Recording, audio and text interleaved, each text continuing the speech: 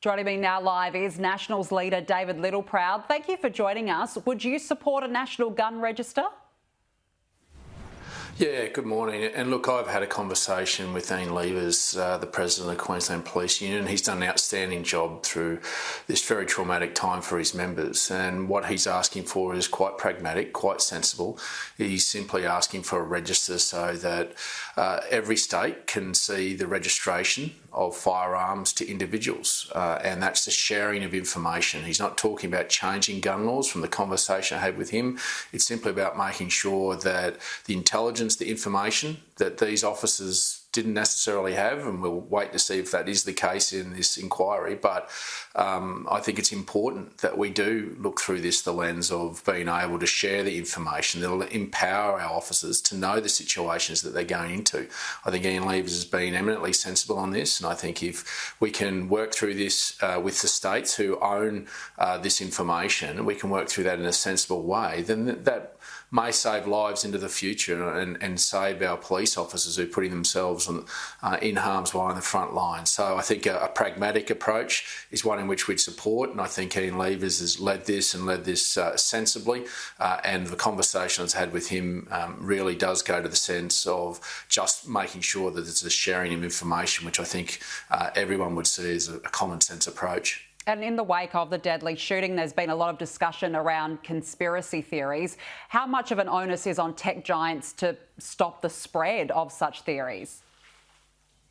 Yeah, look, and I think Peter Dutton's on the money on this one. We've got to get better at this. These tech giants are making billions of dollars, but they have a social responsibility, and we saw that as far back in those New Zealand massacres, whereby they've got to get better at what they're doing, and they've got to be more agile and timely, particularly for these types of events. And it's important that they clean their act up. And they do it very quickly, and I think we've tried to tighten legislation, but a lot of that has to come from the United States because this is where these companies are registered, and I think we need to work as a global community in understanding that we've got to stamp these sort of conspiracy theorists out and not give them the platform and do it in a responsible way. Just appreciate that some of our law enforcement agencies do need to be able to see what some of these organisations are doing, but there is a way, and I think you need to work in concert with our intelligence and law enforcement agencies to make sure we get the balance right. But when we get to an incident, it's important that they're agile enough to be able to remove that and stop them from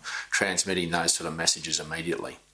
Let's move on now. A review into the coalition's May federal election loss has found the grassroots of the party has collapsed amid a failure to reflect local communities. How did this happen? Yeah, just appreciate I'm a leader of the Nationals. This is respect to the Liberal Party. So I'm a little cautious to give. Yeah.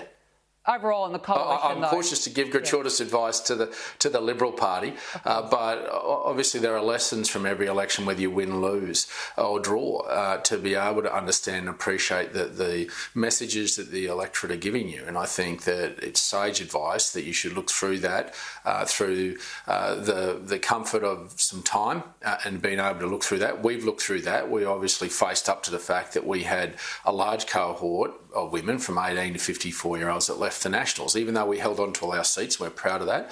We have to face up to that, and I've already taken action. I've already made sure that I'm out doing listening tours and listening to the tactile things that will go to address not only the challenges but the aspirations of regional women, the 30% of women that live outside regional Australia, not forgetting all regional Australians, but making sure that we reconnect in a genuine, honest, open and transparent way, that we can rebuild that trust, and making sure that we also put the environment around women coming forward.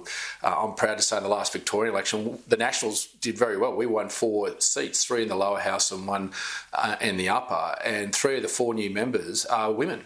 Because we found the candidates, not necessarily on gender, but the best candidates connected to the community, and we gave them time to be able to do that. But we put an environment around those women to have the courage to come forward, and that's what we've got to continue to do. The Nationals do that, and I'm proud to say of the 22 that are in our party room, 8 are women.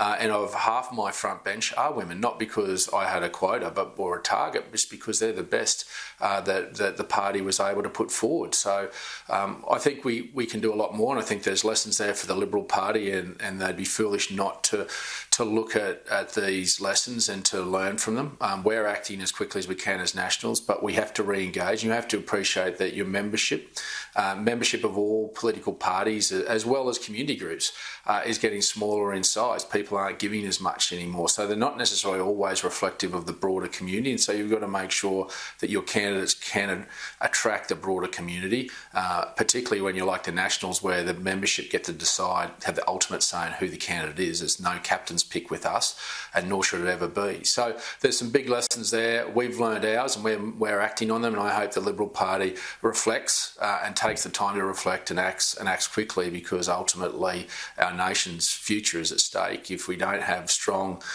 political parties that can put cogent arguments, cogent policies that attract people to come and vote for them, and then we have the courage to enact them. David Littleproud, thank you so much for joining us this morning.